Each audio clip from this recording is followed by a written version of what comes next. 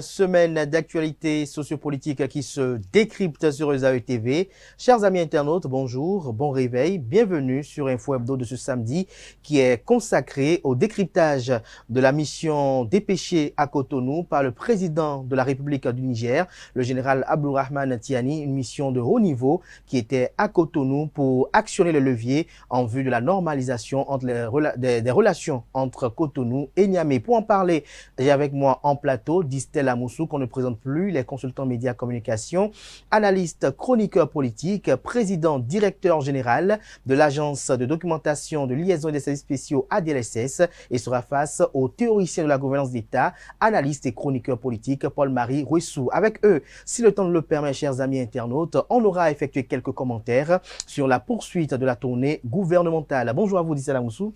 Bonjour Kader, bonjour docteur Paul-Marie Rouissou, bonjour amis internautes. Bonjour à Paul-Marie Rouissou, merci d'avoir accepté l'invitation d'être là. Bonjour Kader, bonjour Distel et bonjour aux amis internautes. Une petite entorse au protocole avant d'aborder le décryptage.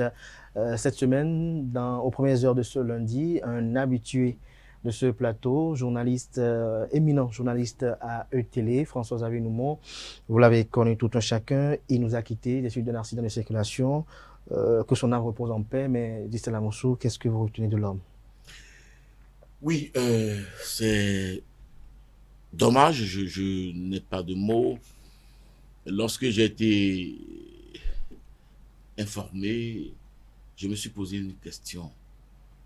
Est-ce que nous sommes venus dans ce monde pour partir comme ça, pour quitter les nôtres dans ces conditions? Si c'est ça, demandons à Dieu de lui accorder le repos éternel.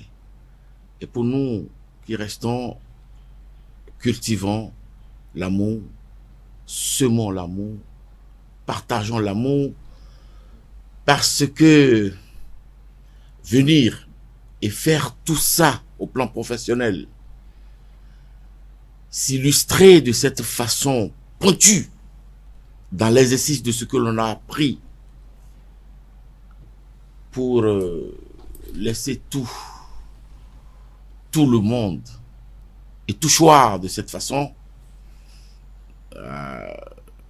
je demande à Dieu de préserver nos vies. Amen. Paul-Marie Rouissou. Oui, bon, vraiment, moi, j'ai pas la voix. François, que ton âme repose en paix. Parce que franchement, François, c'est un passionné. C'est un passionné des débats. Et vous voyez la passion avec laquelle je fais mes débats, c'est en débattant face à ces personnes que moi, j'ai acquis la qualité de débattre avec passion. François est un passionné de débat. Et vous savez, je regrette une chose, il n'est pas ici quand la délégation nigérienne est venue. Et il n'a pas été là pour voir ça.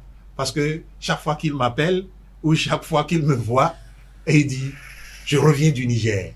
Et pourquoi? Parce que nous avions eu des débats assez houleux au départ, et quand la crise a éclaté. Et il a fini par dire « Oui, moi je vais régler le problème, je vais devenir bon béninois, j'irai au Niger et je vais amener le général Tiani ici ». Vous comprenez quand il dit je vais devenir bon béninois, c'est-à-dire na dosi quoi. Et j'irai chercher le général Tiani, je vais l'amener ici et on va régler cette histoire. Et donc chaque fois qu'il me voit, je reviens du Niger. Mais je salue sa mémoire. François a été une passion. C'est pas qu'un homme, il a été une passion dans la profession et que Dieu lui accorde le repos. Et j'avoue qu'effectivement il a dosé. Ce qu'il nous a fait là, c'est qu'il a dosé, vraiment. Merci à vous, Distel Amoussou. On ne le reverra plus, comme vous l'avez si bien compris, chers amis internautes. François-Xavier, que son âme repose en paix et que de là-haut, il veille sur sa petite famille, notamment sa très chère petite fille. Merci à tout un chacun. Merci à tous ceux qui l'ont témoigné leur affection. Merci à tout un chacun, compris l'émotion. Chers amis internautes, on se retrouve juste après ce jingle pour le décryptage.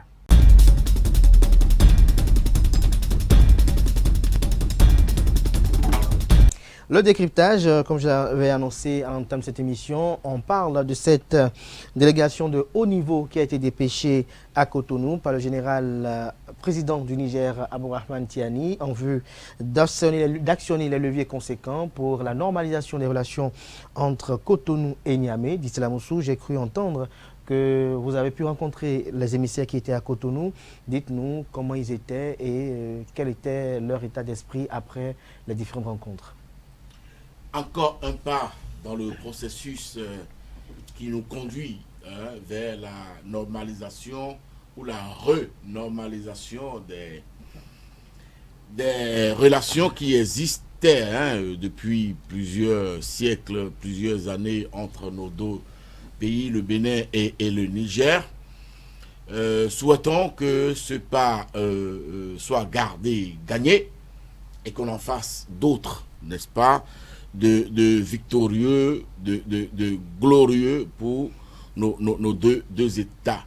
Oui, la délégation nigérienne était chez elle au Bénin. Là, j'ai entendu la dame de la délégation, la dame la plus importante de la délégation. Je ne peux pas vous dire exactement quel poste elle occupe. Elle s'est extasiée, elle s'est lâchée au plein cœur d'un hôtel de la place. Non, nous on n'a pas de problème, nous sommes chez nous. Voyez-vous? Alors quand tu entends ce discours, lorsque tu salues le ministre de l'Intérieur, chef de la délégation, et qu'avec le sourire tu lui demandes si ça va, si ça peut le faire, et qu'il en retour te répond nous n'avons pas de problème, nous avons juste à réajuster des choses entre frères.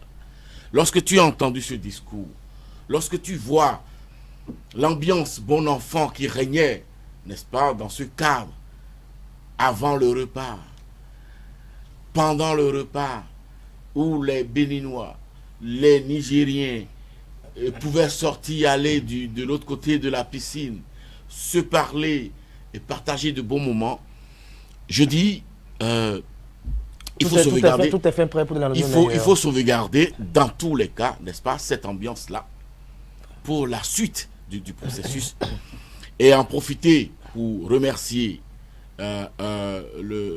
les autorités nigériennes qui ont tenu parole, parce que suite à la visite des deux anciens présidents du Bénin, leur communiqué annonçait déjà l'arrivée de cette délégation. Oui. Le Bénin, remercier le Bénin aussi, qui attendait, et vous avez certainement entendu le général ministre de l'Intérieur qui dit que du côté du Bénin, les gens étaient même pressés. Voyez-vous? Donc, c'est dire que les deux États, les deux responsables, hauts responsables des deux États, sont dans les dispositions remarquables aujourd'hui que nous sommes prêts à aller vers cette normalisation. Paul-Marie Ouessou, est-on tenté de dire que l'orage est en train de passer? Oui, on peut le dire. Oui, on peut le dire. On peut le dire que l'orage est en train de passer. Si on s'en tient au discours du chef de la délégation quand il est sorti de cette rencontre. Et ce qui, moi, il faudrait bien qu'on tire les leçons de ce qui se passe. Oui, après coup. Oui, parce que si on ne tire pas les leçons, on continuera de penser que quand on agit n'importe comment, on obtient n'importe quel résultat. Et le général a bien fait, à la fin de son discours, de remercier le président Yahi et le président Talon. Le président Yahi et le président Soglo, pour avoir fait cette démarche-là qui permet aujourd'hui qu'on en arrive à ceci. Maintenant, rappelez-vous, quand cette affaire a éclaté, depuis que l'affaire Niger a éclaté, moi, ma position a été la même. Aujourd'hui, je peux dire au chef de l'État, pour faire un peu plaisir à Distel, je peux dire à Damatio. Parce que Distel doit se rappeler que depuis que lui et moi on a eu ce débat, je crois qu'on a eu deux débats successifs, et nous avons attiré l'attention sur le fait que le président de la République, le président Talon, devrait partir back office pour laisser d'autres acteurs prennent le devant. Depuis ce temps, le chef de l'État a pris effectivement la position de back-office. Et vous voyez que maintenant, d'autres acteurs sont entrés en jeu, notamment les anciens présidents que vous avez souhaités. Voilà. Et on ne peut pas dire que c'est les anciens présidents qui ont fait ou qui font, parce que ils peuvent faire tout ce qu'ils vont faire si le chef de l'État n'est pas dans la même lignée de penser que eux, rien ne se produit. Rien ne se produit. C'est pour cela qu'il faut reconnaître à Monseigneur de Souza, bien sûr que nous aimons tous, hein, qui dit que c'est-à-dire c'est encore le pays qui parle du pays. Ce n'est pas à un individu de penser que lui peut faire tout pour le pays. Aucun individu ne peut rien faire tout pour le pays. C'est le pays qui peut parler du pays. Et moi, je pense que nous devons tirer leçon de ces choses et reconnaître pour nous autres qui avons pris la position contre ce que l'option du chef de l'État dès le départ, qui avons dit que ça, c'était pas bon et qu'il fallait pas aller comme ça. Il faut nous reconnaître aujourd'hui au moins cette capacité de rester constant dans ce que nous rassurez-vous, docteur, ça ne suffira pas. Hein? Non, bon, qu'on nous le reconnaisse ou qu'on ne nous le reconnaisse pas, c'est pas, peu importe. Ce qui importe, c'est que chacun verra la constance de chacun. Oui. Et je sais que Distel, comment on l'appelle, dans sa position, a été une position médiane, tout en restant un soutien du chef de l'État, a reproché des choses ici au chef de l'État. Moi, je suis même allé jusqu'à dire, mais attention, Distel, mais tous les mouvanciers ne diraient pas ce que tu as dit là. Donc, et vous voyez que la position qu'il a eue, et ce qu'il a dit, et tout ce qu'il a fait, quand le chef de l'État a basculé sur cette façon de voir les choses, vous voyez qu'aujourd'hui, les choses se passent. Les résultats sont là. Les résultats sont là. Et donc, c'est ce que nous, on dit. Nous parlons de notre pays. Nous ne parlons pas d'un individu. Les individus passeront. Le chef de l'État, encore un an et quelques, il va passer.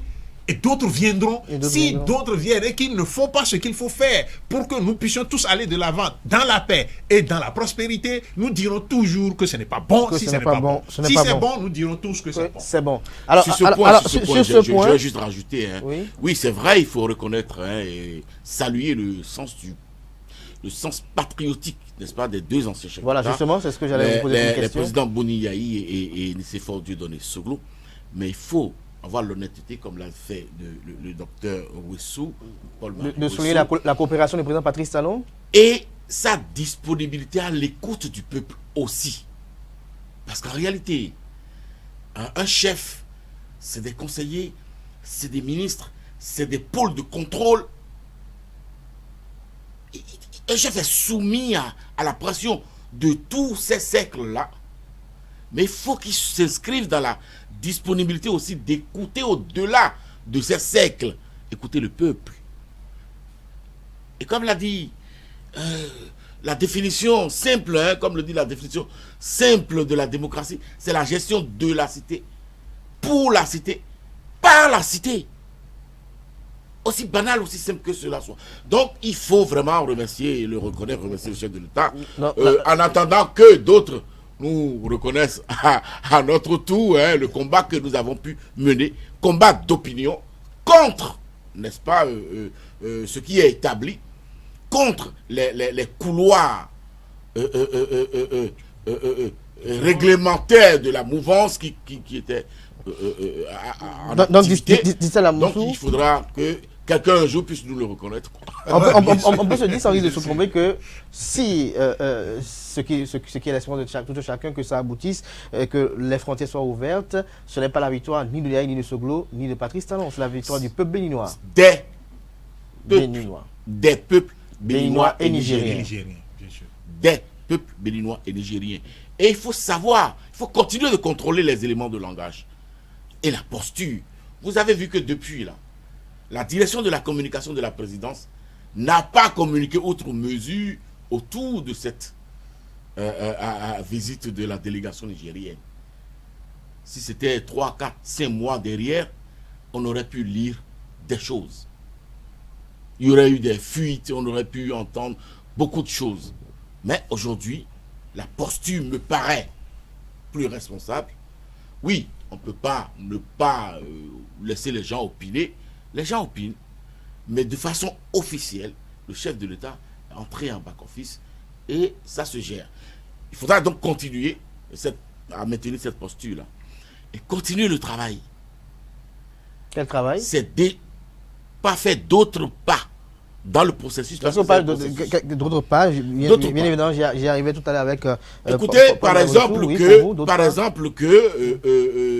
délégation béninoise aille aussi au Niger, par exemple que des militaires, les deux états-majors de nos armées se parlent, parce que sous tout ce qui a été agité se trouve l'essentielle question de la sécurité, de la confiance sécuritaire que le Bénin devrait établir vis-à-vis des autorités nigériennes. Donc, qu'on trouve maintenant le créneau ou le cadre approprié pour que les deux chefs d'état-major de nos pays, de nos forces, puissent se parler et que les questions de base militaire ou de légionnaires noirs en formation, ces questions-là soient complètement dissipées pour que les autorités nigériennes retrouvent la confiance de la fraternité qu'ils devraient attendre du peuple béninois. Paul Maïroussou, sur la même question pour vous, quels sont les pas qui s'imposent aujourd'hui au Bénin? Non, mais je suis tout à fait d'accord avec l'idée que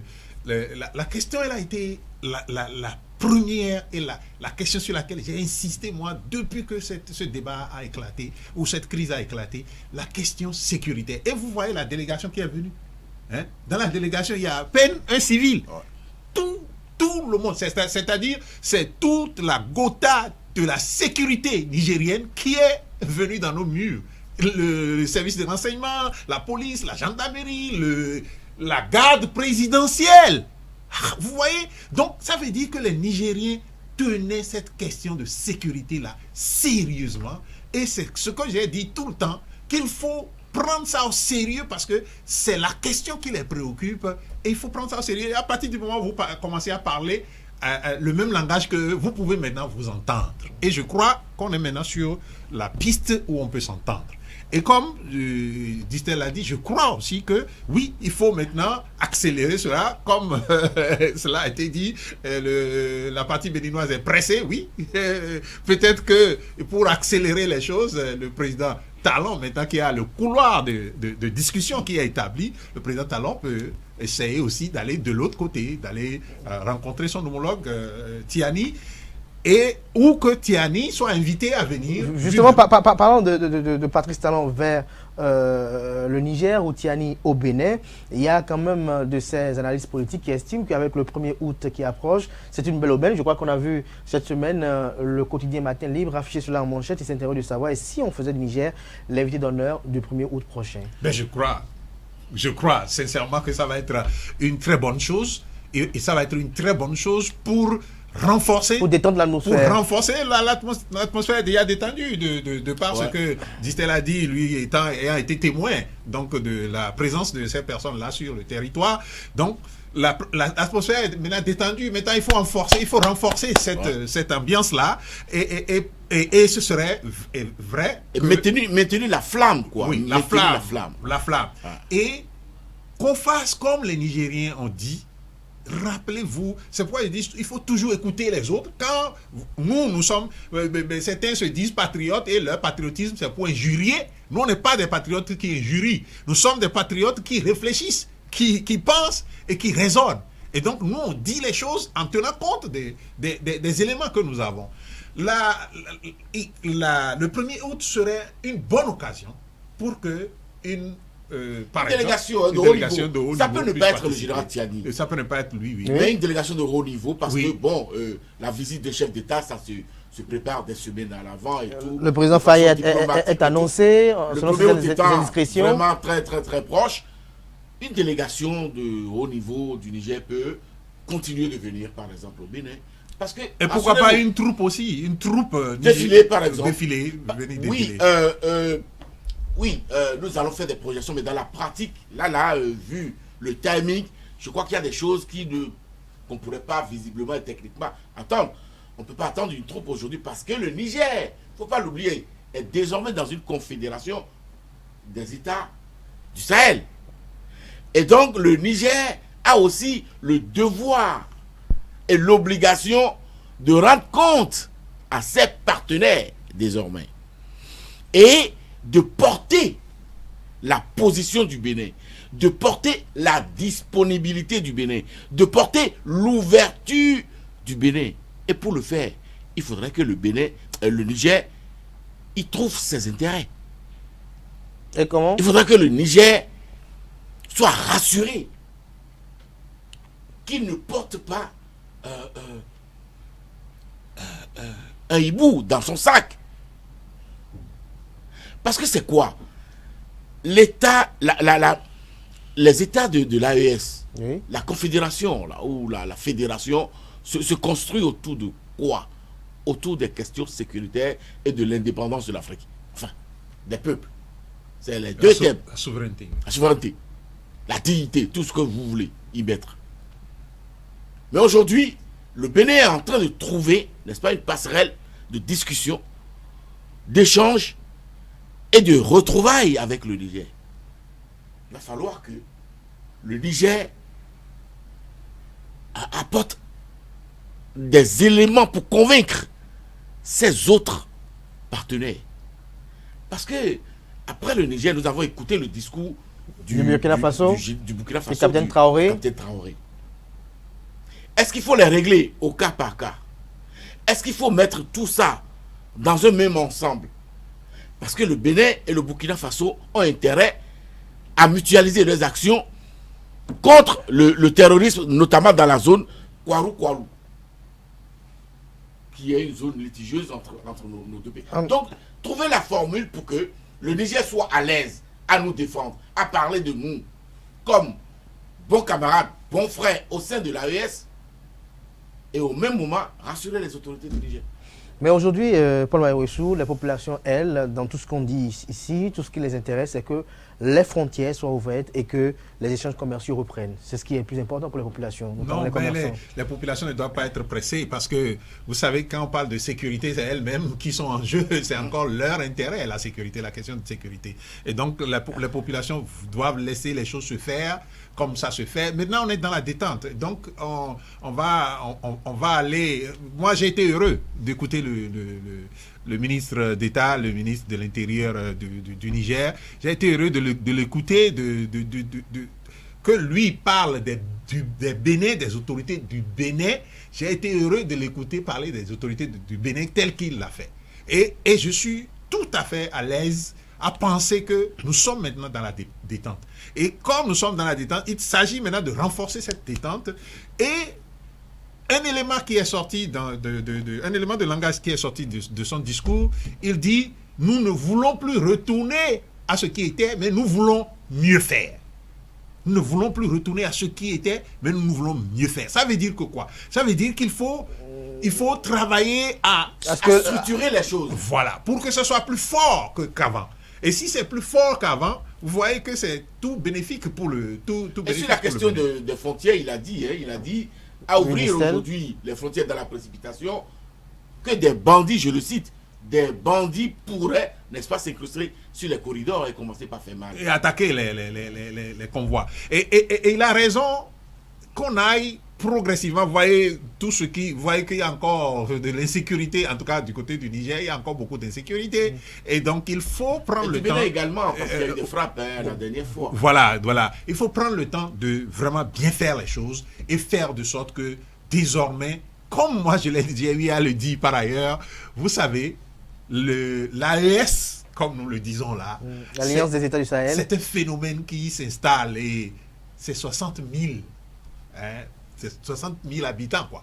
Et donc, c'est un gros marché pour le Bénin. Et je voudrais aussi en appeler en même temps au Bénin de redéfinir sa politique vis-à-vis de l'ensemble, de cet ensemble-là. Redéfinir sa politique et sa position vis-à-vis de l'ensemble. Pourquoi? Parce que vous savez...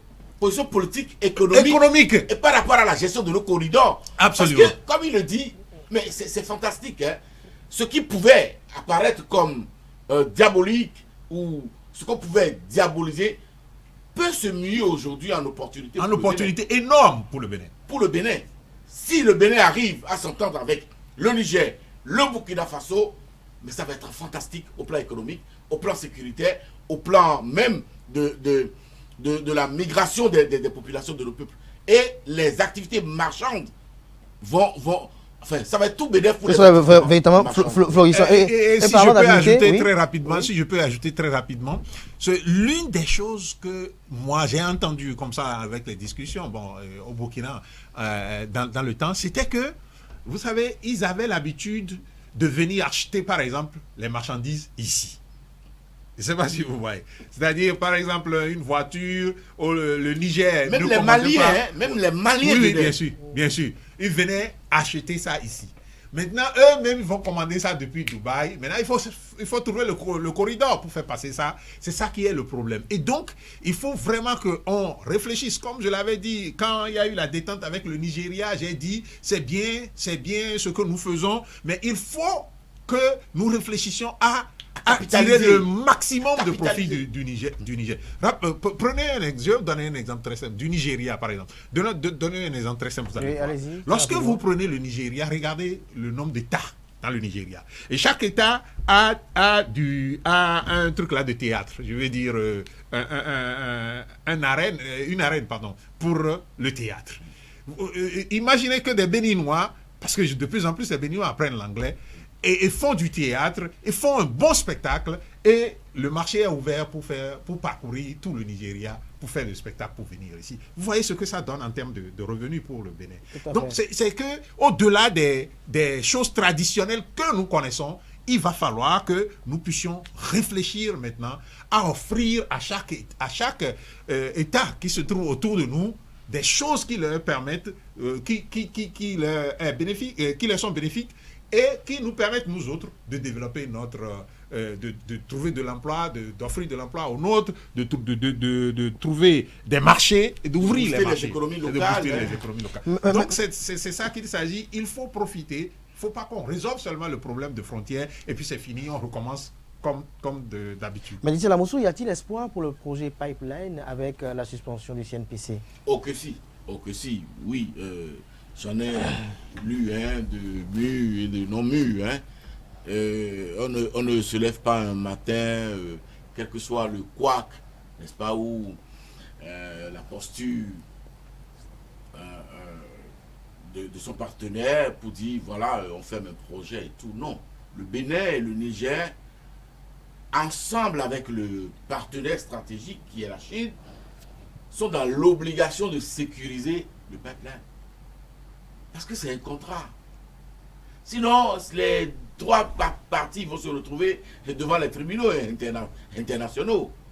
On ne se lève pas un matin pour foutre tout ça en l'air. Non, je crois que ça peut le faire. Ne brusquons rien. Maintenons la flamme allumée. Maintenons le processus vers la normalisation. Faisons les pas qu'il faut. Trouvons les éléments de langage, continuons de nous parler, et puis tout rentrera dans l'ordre. Et en mieux, comme l'a dit le général ministre de l'Intérieur du Niger. Moi, je n'ai pas d'inquiétude par rapport au projet. Merci à vous, Didier Lamoussou. Paul Maïwesson, un petit commentaire pour conclure. Non, mais le pipeline, tout se résout comme problème maintenant. Tout se résout comme problème parce que le pipeline, rappelez-vous, ce qui a fait que c'était fermé, c'est la mésentente entre le Bénin et le Niger, d'une part, et ensuite l'insécurité. Parce que si la Chine ou bien les opérateurs chinois ont décidé d'arrêter les constructions à Agadem, je crois que c'est ce qu'on a lu ces derniers temps, c'est à cause de l'insécurité. Donc, maintenant que les deux États s'entendent au mieux, le problème Bénin-Niger est résolu, il n'y aura plus donc de problème pour que le pipeline ne soit pas utilisé. Et il faut maintenant aller vers la résolution du problème de sécurité, et puis ensemble. Et d'ailleurs, c'était très bien que les Nigériens aient envoyé ici rien que des militaires, et là, ils ont dû prendre langue, je le crois, avec les militaires de chez nous, toutes les institutions chargées de la sécurité chez nous. Défense, voilà. Et donc, je crois qu'il n'y a pas de problème par rapport au pipeline. Et donc, il y a de l'espoir dans l'air. Il y a que de l'espoir dans l'air. Et il n'y a que de l'espoir dans l'air parce que nous parlons désormais le bon langage. Nous parlons désormais le bon langage. Merci à vous, Distella Moussou. Merci également à Paul Maïroussou pour vos différentes analyses sur cette mission qui a été dépêchée par le président nigérien sur Cotonou en vue d'actionner les leviers pour la normalisation des relations entre Cotonou et Niamey. On fera quelques petits commentaires sur la tournée gouvernementale qui se poursuit ça et là dans les contrées à travers le pays. Très rapidement, Distella Moussou, vous avez écouté quelques-uns, quelques leaders politiques, quelques membres du gouvernement, quelques députés également. Le discours qui est tenu sur le terrain, quelle est votre appréciation? Est-ce qu'il y en a qui ont eu à retenir aussi votre attention? Oui, évidemment que j'ai surpris des ministres en train de dire aux populations que c'est ici, n'est-ce pas, à Cotonou 8, je crois, enfin pas Cotonou 8, première et 8e circonscription de Cotonou, que c'est ici qu'ils apprennent que dans le PAG, il y a eu tel point qui a été réalisé. Et là, je cite la ministre Toyi Fondé, ministre des Affaires sociales. Je cite l'ancien maire de la ville de Cotonou, Isidore Yolonfou. Et donc, si des ministres eux-mêmes découvrent, n'est-ce pas, devant les populations et suscitent certaines réalisations du PAG, je dis il y a un problème de coordination qui se pose. Et je continue d'observer qu'on a parlé de tournée gouvernementale. Et je continue de voir des maires. Je continue de voir des élus, n'est-ce pas, aux côtés des ministres pour parler Ils y vont en soutien. Est-ce qu'une telle action peut être menée sur le terrain sans... Donc il va falloir débaptiser, n'est-ce pas, l'opération et la rebaptiser. Ne l'appelez plus tournée gouvernementale. Appelez-la tournée de la mouvance présidentielle ou tournée de tout ce que vous voulez. Mais lorsque vous l'appelez tournée, n'est-ce pas, lorsqu'elle est gouvernementale, s'il vous plaît, lorsque vous l'appelez tournée gouvernementale, que je vois l'ombre d'un député dont la mission est de voter les lois et de contrôler l'action du gouvernement, je dis il y a problème. C'est tout simple. Mais si le député soutient l'action du gouvernement, il reste chez lui, il reste à l'hémicycle. Il est élu pour voter les lois, prendre des lois et contrôler l'action du gouvernement. Et lorsque tu viens dire aux populations que celui dont tu vas contrôler les actions fait bien, qu'est-ce que tu iras faire à l'hémicycle? Non, écoutez, c'est une question de logique. Maintenant, par rapport au discours, moi j'ai un problème lorsque je m'inscris dans le concept de la sécurisation des réformes, n'est-ce pas, initié par le président Patrice Talon. Et c'est ça le leitmotiv qui m'a amené à la politique. Sécuriser les réformes. Oui, les réformes, elles sont nombreuses. S'il vous plaît. Lesquelles sont les phares? S'il vous plaît, donne-moi 2 secondes pour le dire. Les réformes sont perfectibles. Hein. 2 secondes, c'est fini. Mais il faut faire en sorte que ces réformes-là deviennent le socle de développement pour le Bénin demain. Les chapelles politiques qui viendront au pouvoir pourraient les parfaire, les polir, les orienter en fonction de leur lecture politique. Mais aujourd'hui, lorsque nous parlons de réforme du système partisan, la première question qui me vient à l'esprit, le chef de l'État, le président Patrice Talon, est de quel parti politique? Oui, il a été soutenu, porté par le Bloc républicain, mon parti. Il a été élu. Après, il s'est mis au-dessus de la mêlée. Aujourd'hui, nous disons que le pouvoir et tout le pouvoir doit venir aux partis politiques. Donc, le débat de sa succession doit se mener au sein des partis politiques. Comme il a indiqué, lui-même d'ailleurs, au cours de sa sortie, il est allé même jusqu'à fixer le timing. Mais au même moment, un chef de parti déclare dans l'allégorie de Tokpa Tokpa qui lui revient, lui, président de la République, leader incontesté et incontestable de la mouvance, de désigner le Tokpa Tokpa dans lequel les populations vont rentrer en 2026. Je dis, il y a un problème. Est-ce que vous êtes d'accord du fait que son choix sera prépondérant dans le choix que ferait la mouvance présidentielle? Mais à l'interne, en tant que leader, on ne peut pas lui dénier ça. Mais le débat, comme il le souhaite, c'est ça que vous dénoncez, doit se mener au sein des partis politiques. Est-ce que le Bloc républicain a déjà mené ce débat-là en son sein pour que son président Monsieur Abdoulaye Merci Dissel puisse nous Amoussou. dire que Merci. c'est le président Patrice Talon qui va indiquer Merci. que les militants vont prendre. Il y a un problème. Paul-Marie Russou, je par rapport à ça. retourne vers vous. Vous avez écouté un peu cette semaine. Qui a retenu votre attention, vous? Écoutez, moi, j'ai même pas écouté. J'ai plus envie d'écouter un ministre ou quoi que ce soit. Je vous assure. Vous voyez, regardez bien la succession, regardez bien mes positions. Hein. Regardez bien ce qui s'est passé maintenant du côté du Niger, ce qui a été dit et sur là. Bon, vous voyez à peu près ma position aujourd'hui par rapport à ça. Donc, moi, j'ai rien contre personne. Personne au Bénin ici, j'ai rien contre. Mais j'ai quelque chose contre les méthodes, les structures qui nous maintiennent dans la pauvreté et qui nous font croire que nous serons riches demain. C'est aujourd'hui nous voulons être riches, pas demain. Vous voyez, cette tournée-là n'a aucune raison d'être, pour moi. Et ça se précise encore, je crois Distel avait déjà dit ça une fois ici, qu'il faut, quand on dit tournée gouvernementale, qu'il faut que ce soit le gouvernement qui fait ça. Mais vous voyez, les gens se trompent. Mais le gouvernement, en organisant, il peut jouir de la collaboration des élus locaux et communaux. Non, vraiment, moi, on ne peut pas mélanger les choses. Il ne faut pas mélanger après. Bon, comme il l'a dit, les députés qui veulent contrôler l'action du gouvernement. Puisque d'ailleurs, vous savez que les députés de la mouvance ont mis de côté le contrôle de l'agence du gouvernement. Si ce n'est pas, comment on appelle, les démocrates qui sont venus et qu'ils se trouvent obligés aussi de réagir, c'est que c'est ça là, c'est mis de côté depuis l'autre parlement jusqu'à eux même maintenant. Donc, pourquoi, vous savez pourquoi on dit contrôler l'action du gouvernement? Ce n'est pas un ornement. Ce n'est pas un bijou qu'on met au cou à des moments donnés pour montrer à tout le monde que ça va bien. Vous savez, notre pays se porte mal à cause de nos comportements, à cause des comportements des politiques. Mais est-ce que parce que le député a la mission de contrôler l'action du gouvernement, qu'il ne peut plus se réclamer appartenant à la mouvance présidentielle? Non, on n'a pas dit qu'il se réclamera de la mouvance, sans problème. Mais sa position doit être objective par rapport à ce que fait le gouvernement. Parce que donc sa présence à une activité du gouvernement. Vous avez posé une bonne question à Distel. Oui. Vous avez posé une bonne question. Hein? Préserver les acquis. C'est ça, hein? Et c'est derrière ça que tout le monde court. Hein? C'est ça qui fait que tout le monde est sur le terrain. Moi, je ne sais pas quel acquis on veut préserver. Quel acquis on veut préserver? Et contre qui on veut préserver les acquis? Est-ce que c'est parce que quelqu'un de la mouvance viendra, ou bien, disons que par exemple les démocrates prennent le pouvoir en 2026. Les démocrates vont-ils... Ça ne risque pas d'arriver tout de suite. Non, je dis disons. Donc c'est une hypothèse. Là-dessus... Non, mettons-nous dans l'hypothèse qu'ils prennent le pouvoir en 2026. Les démocrates vont enlever les voix qui sont à Cotonou, là, ils vont enlever ça.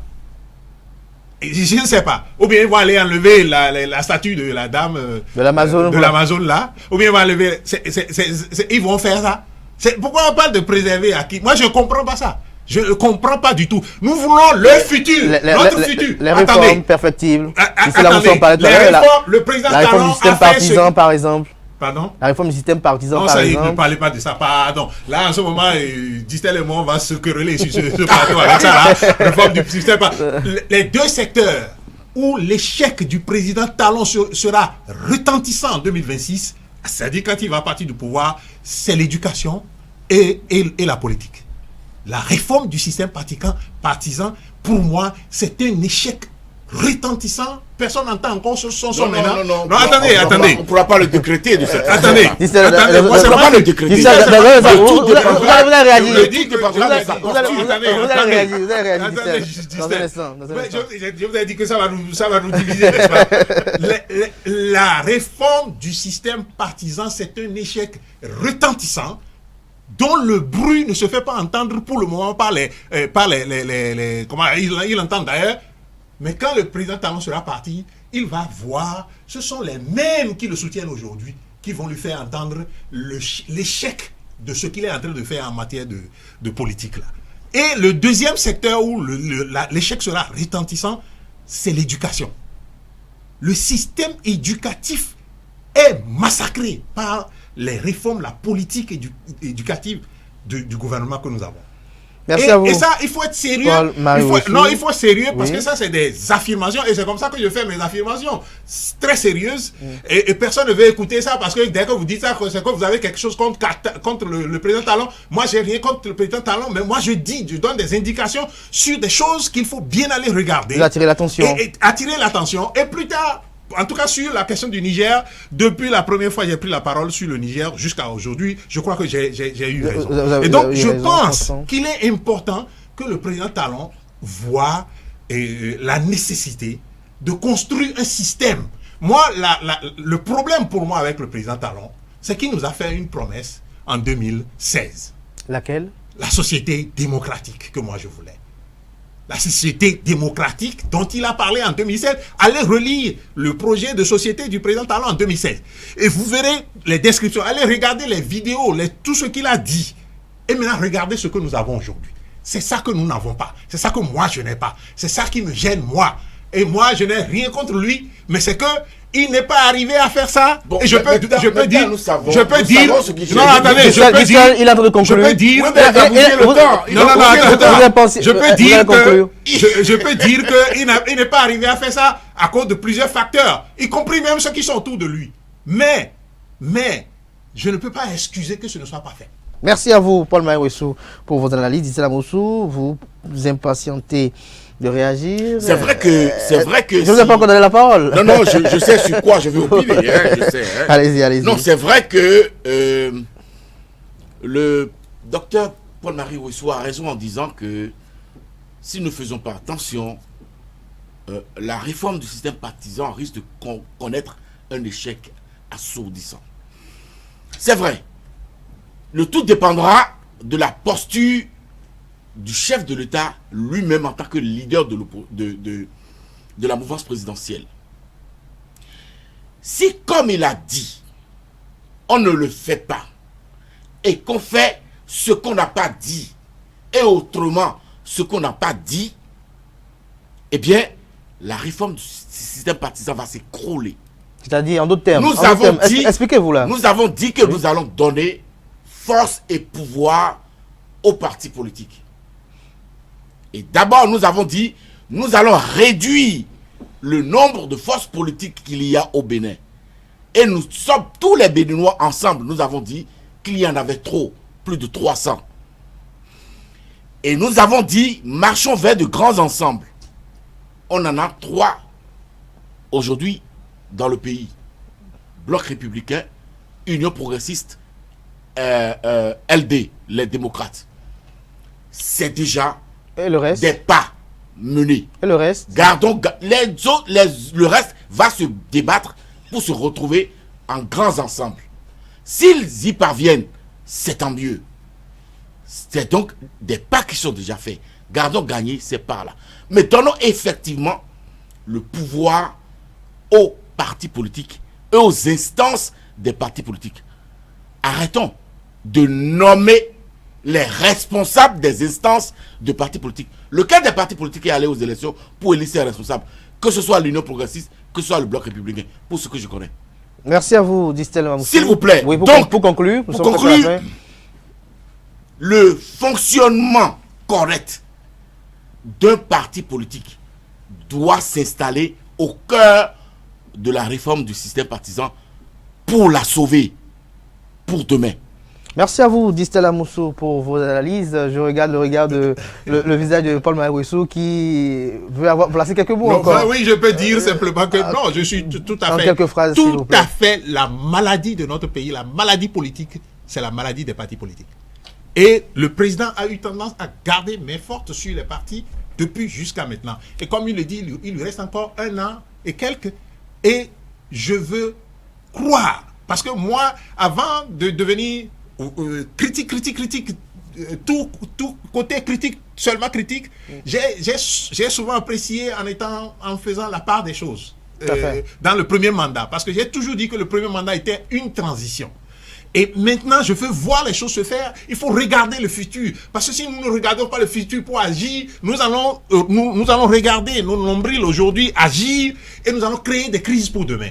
Et c'est latent, tout le monde le voit et tout le monde le dit. Il n'y a que ceux qui ne veulent pas, qui ont les yeux ouverts et qui ont les yeux bien fonctionnants et qui ne veulent pas voir, qui ne voient pas les dangers venir. Les dangers vont venir et nous allons tous en souffrir. Mais là, en ce moment, nous ne pouvons tous rien. Merci à vous, Paul-Marie Wessou. Je rappelle que vous êtes analyste, chroniqueur politique, théoricien de la gouvernance d'État. Vous étiez face à Stella Moussou, analyste, chroniqueur politique. Il est également le président directeur général de l'agence de documentation, de liaison et des services spéciaux ADLSS. Merci à tout un chacun pour vos différentes analyses. Merci à vous, chers amis internautes. On se retrouve demain dimanche pour l'invité.